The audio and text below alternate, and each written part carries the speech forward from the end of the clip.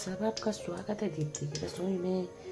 तो सुबह सुबह नाश्ता बनाने की तैयारी हो रही है लंच बॉक्स के लिए। तो सबसे पहले तेल डाल दिया सरसों का।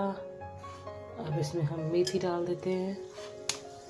बहुत सिंपली बनाते हैं, ज़्यादा कोई वो बहुत लोग जीरा भी डालते हैं, करना मेथी डालते हैं। मिर्चा पड़ गया और हल्दी हमने काटी थी धुल के वो डाल देते हैं और नमक थोड़ा सा।